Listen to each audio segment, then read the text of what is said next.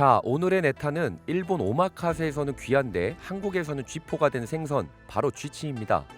일본어로는 카와하기라는 이름을 갖고 있는데요. 카와는 가죽, 하기는 벗긴다라는 뜻입니다. 가죽을 벗기는 생선, 이게 이름이죠.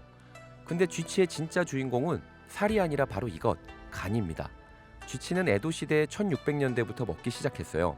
그런데 진짜 쥐치를 먹은 건 50년밖에 안 됐습니다. 이게 뭔 소리냐 싶으시죠? 이유는 바로 간 때문입니다. 에도 시대에는 냉장고도 없고 얼음 유통도 거의 없었죠. 간은 내장 중에서도 가장 빨리 상하는 부위였습니다. 그래서 그 시절 사람들은 쥐치간을 먹을 수가 없었죠. 그래서 껍질 벗겨서 구워 먹거나 졸여 먹거나 말려 먹은 게 전부입니다. 분위기가 바뀐 건 메이지 시대부터예요. 1868년부터 1912년, 이 시기에 일본 사회에 큰 변화가 들어옵니다. 얼음 유통, 근대적인 위생 개념, 그리고 도시 중심의 외식 문화. 이때부터 요리사들이 드디어 쥐치간을 만지기 시작합니다. 지방이 많은데 비리지 않고 크리미한데 느끼하지 않은 간, 이 생선은 간이 다르다라는 인식이 처음으로 생긴 거예요. 그리고 결정적으로 바뀐 건 그보다 훨씬 뒤인 1950년대에서 1970년대인 쇼와시대 중기입니다. 이 시기의 스시는 완전히 다른 음식이 됩니다. 배를 채우는 음식에서 기술과 감각을 감상하는 음식으로 바뀌죠. 오마카세가 자리 잡은 거예요. 이때 필요한 네타는 명확했습니다. 기술이 숨겨지지 않을 것, 계절이 분명할 것, 그리고 설명할 이야기가 있을 것. 쥐치는 이 조건을 정확히 만족했습니다. 그래서 쥐치가 오마카세 네타로 등극하게 된 거죠. 그런데 한국에서는요, 완전히 다른 길을 걸었어요. 쥐치를 잡으면 내장 제거하고 말리고 구웠습니다. 전 국민의 간식 쥐포가 이렇게 만들어진 거죠. 간은 처음부터 버려졌습니다. 같은 생선인데 완전히 다른 대접을 받게 된 거죠. 그럼 이제 이 생소한 생선을 한번 손질해 볼까요? 먼저 아가미 뒤쪽에 이렇게 사선으로 칼집을 냅니다. 여기서 중요한 건 한 번에 자르지 않는 거예요. 반만 칼집을 내고 머리와 몸통을 양손으로 잡고 뜯어냅니다. 쥐치는 이 순간이 핵심이에요. 내장이 머리 쪽에 붙어서 한 덩어리로 빠져나옵니다. 이게 깔끔하게 나오면 오늘 손질은 반쯤 성공한 겁니다. 이렇게 내장이 머리 쪽에 붙어 나오면 이 새하얀 간을 분리해야 합니다. 쥐치의 보석 같은 부위이니 조심히 다뤄주세요. 간 옆에 요 콩알만한 거 보이시죠? 요건 쓸개인데 이거 터지면 오늘 촬영은 여기까지입니다. 터지면 쓴맛이 배어서 끝이죠. 간은 따로 모아둘게요.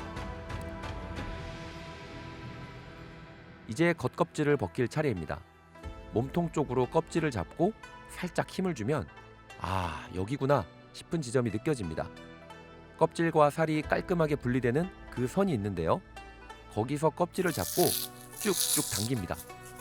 한 번에 옷을 벗기듯이요.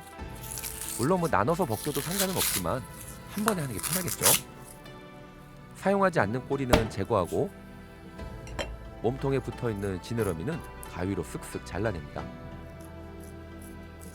이제 흐르는 물에 몸통에 남은 핏기만 제거합니다. 쥐치는 혈압육이 많은 생선이 아니에요. 그래서 물과의 접촉을 최소한으로 하는 게 좋습니다.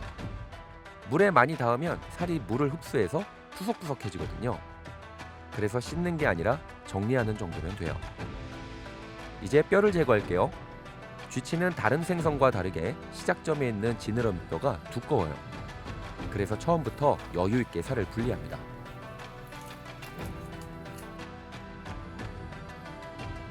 이제 안 먹는 부위를 깔끔하게 정리를 합니다.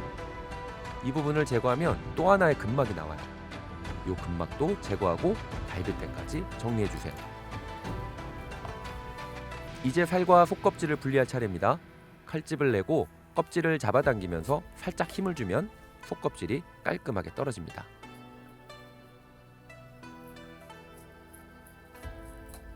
쥐치 이름은 쥐, 치아치, 즉 쥐 이빨이라는 뜻입니다. 생선 이빨이 쥐 이빨처럼 생겨서는 조개, 갑각류, 성게 같은 것을 갉아먹거든요. 그래서 숙성을 하면 본연의 단맛이 올라옵니다.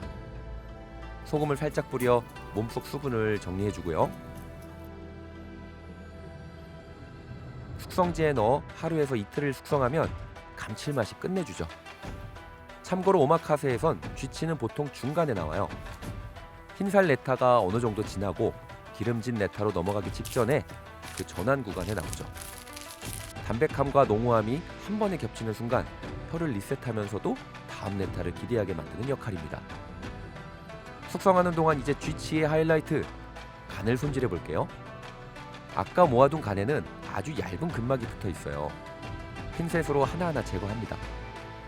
근막이 너무 얇아서 간이 조금씩 딸려 나오기는 하는데 그래도 최대한 제거합니다.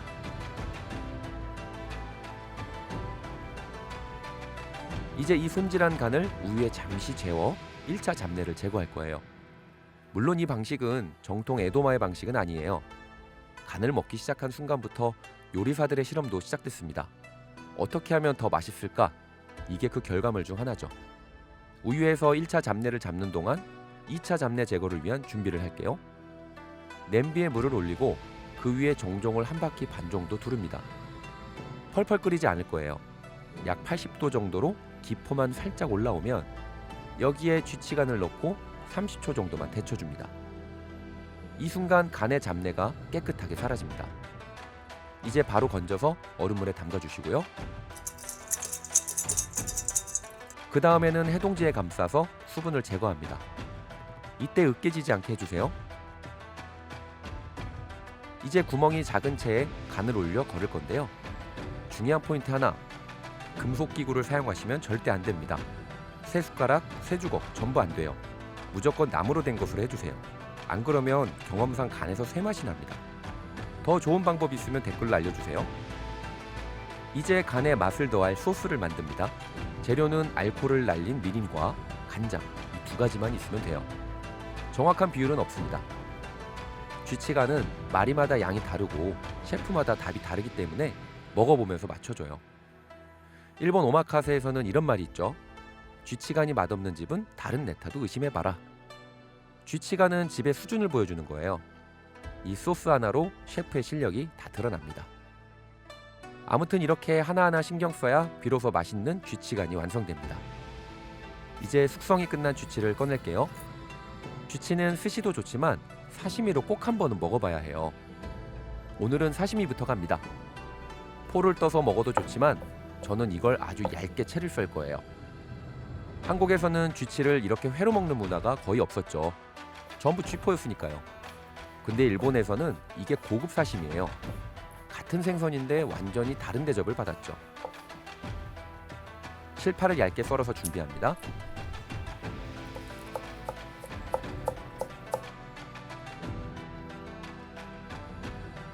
여기 아까 만든 쥐치 간 소스를 붓고 실파를 넣어 가볍게 버무립니다.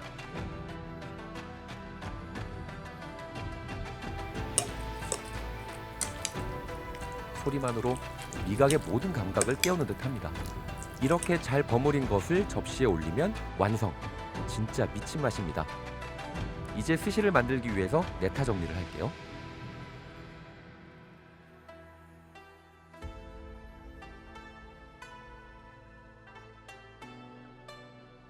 오늘의 스시 종류는 3가지 방식입니다. 먼저 가장 기본으로 쥐치 스시를 만들어 볼게요. 쥐치의 달콤 담백함과 샤리의 조화만으로 충분히 맛있습니다.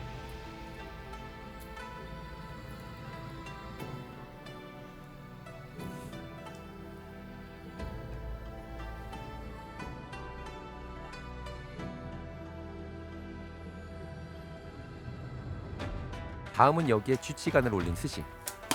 이건 설명이 필요 없는 한 입입니다. 쥐치가 보여줄 수 있는 모든 맛을 담아낸 스시죠. 쥐치의 쫄깃한 식감과 쥐치간의 부드러움이 만들어내는 맛이 진짜 환상입니다.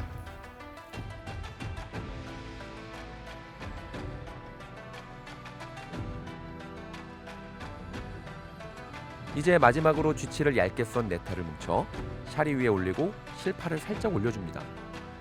이렇게 하면 쥐치가 혀에 닿는 면적이 많아지면서 쥐치의 단맛이 크게 다가옵니다. 그리고 약간의 실파는 씹는 느낌이 아니라 입안의 공기와 섞이면서 쥐치의 맛을 더 또렷하게 해주죠. 쥐치는 재료가 늦게 나타난 게 아니라 기술이 늦게 따라온 생선입니다. 한국에서는 쥐포, 일본에서는 오마카세 고급 네타.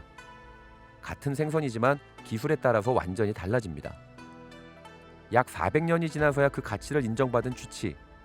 여러분이 먹어본 쥐치 스시의 맛은 어떠셨나요? 댓글로 남겨주시겠어요? 다음에는 또 어떤 네타의 숨겨진 이야기로 여러분을 찾아보게 될까요? 구독 눌러주시고 함께 해주세요. 그럼 스시 한입 맛있게 드십시오.